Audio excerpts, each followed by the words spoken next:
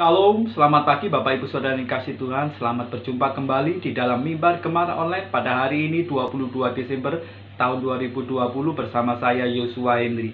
Bapak Ibu, pada pagi hari ini saya membawakan renungan dalam Yohanes 9 ayat 1 sampai yang ketiga. Mari kita baca. Waktu Yesus sedang lewat, ia melihat seorang yang buta sejak lahirnya. Murid-muridnya bertanya kepadanya, "Rabi, siapakah yang berbuat dosa? Orang ini sendiri atau orang tuanya sehingga ia dilahirkan buta?" Jawab Yesus, "Bukan dia dan bukan juga orang tuanya, tetapi karena pekerjaan-pekerjaan Allah harus dinyatakan di dalam dia." Dalam Yohanes 9 ayat 1 sampai ketiga ini paling tidak ada 3 cara pandang di dalam memandang penderitaan, dalam menyikapi dalam suatu penderitaan. Yang pertama adalah cara pandang dari orang yang buta sejak lahirnya. Saya yakin percaya bahwa orang buta sejak lahirnya ini juga rindukan memiliki mata yang sempurna yang dapat melihat segala sesuatu. Dan mungkin di dalam hatinya dia juga bertanya, bagaimana orang memandang dia? Bapak Ibu Saudara, bagaimana orang menganggap dia? Itu juga ada di dalam hatinya. Bagi orang yang dalam penderitaan seperti ini, paling tidak ada dua hal yang pada umumnya orang bereaksi. Ya, jika dia mengalami sesuatu penderitaan, buta sejak lahir, ada 2 hal yang pada umumnya dia bereaksi. Yaitu yang pertama, dia menghina dan menghukum diri.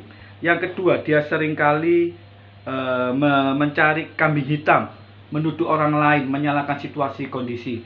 Ini adalah cara pandang dari orang yang menderita. Dan itu memang manusiawi, Bapak Ibu Saudari yang kasih Tuhan. Itu memang manusiawi, itu umumnya terjadi. Jika mengalami suatu penderitaan, maka orang itu akan menyalahkan diri sendiri.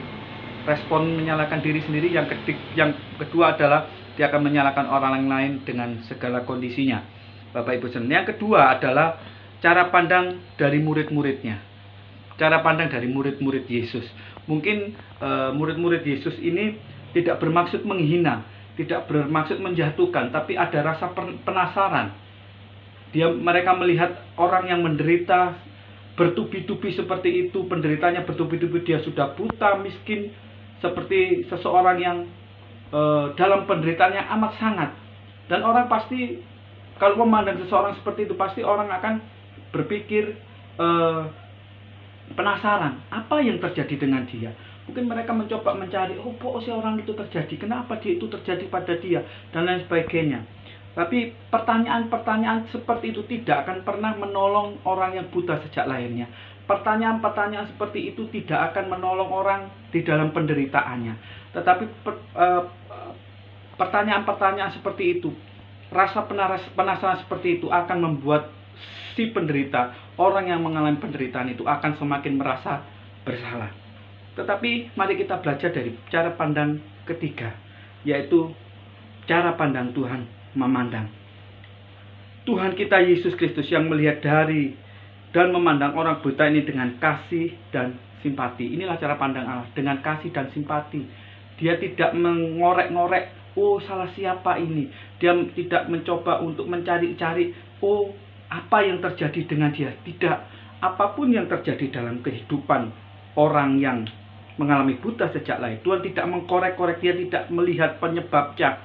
Tetapi Tuhan mengajak kita melihat bahwa fakta seburuk apapun dalam kehidupan kita, fakta seburuk apapun yang terjadi bagi orang lain, Tuhan sanggup menjadikan segala fakta yang buruk itu menghasilkan kemuliaan bagi Tuhan dan mendatangkan hal yang indah.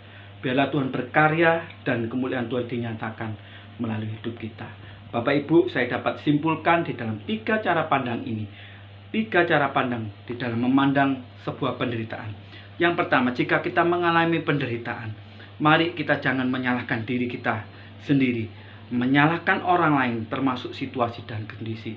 Bapak Ibu, mari kita belajar saat kita mengalami penderitaan, jangan menyalahkan diri sendiri, jangan menyalahkan orang lain, jangan menyalahkan situasi dan kondisi yang kita alami.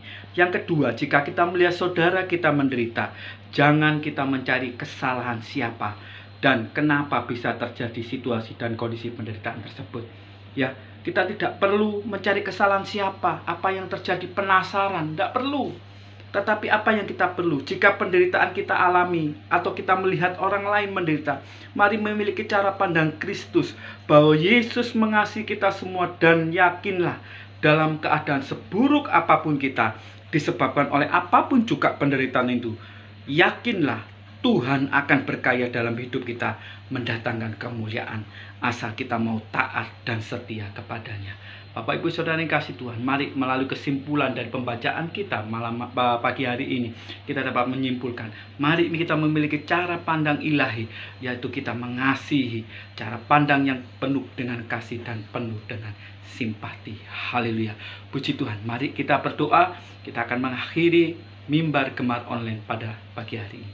Tuhan Yesus, kami mengucap syukur pada pagi hari ini karena kasih rahmat-Mu sudah Engkau nyatakan dalam setiap kehidupan kami, hingga pagi hari ini kami dapat bangun dengan tubuh yang fit, tubuh yang sempurna, tubuh yang sehat, semua karena kasih kemurahan. Pagi hari ini kami berjalan bersama Engkau Tuhan, dan kami mengucap syukur atas firman-Mu sudah disampaikan. Kami mau memiliki cara pandang seperti Engkau memandang di dalam penderitaan Tuhan. Kami mau bersikap baik, kami mau yakin percaya bahwa dalam segala hal, keadaan apapun, seburuk apapun, Engkau sanggup mengubahkannya menjadi kemuliaan bagi nama-Mu, asal kami taat dan setia kepada Engkau. Terima kasih Tuhan, terima kasih Yesus. Ini doa kami Tuhan. Tuhan, kami mohonkan penyertaan-Mu sepanjang hari ini. Di dalam nama Tuhan Yesus Kristus, kami mengucap syukur dan kami telah berdoa. Haleluya. Amin. Bapak Ibu Saudara yang dikasihi Tuhan, jangan lupa tetap mengandalkan Tuhan di dalam segala hal.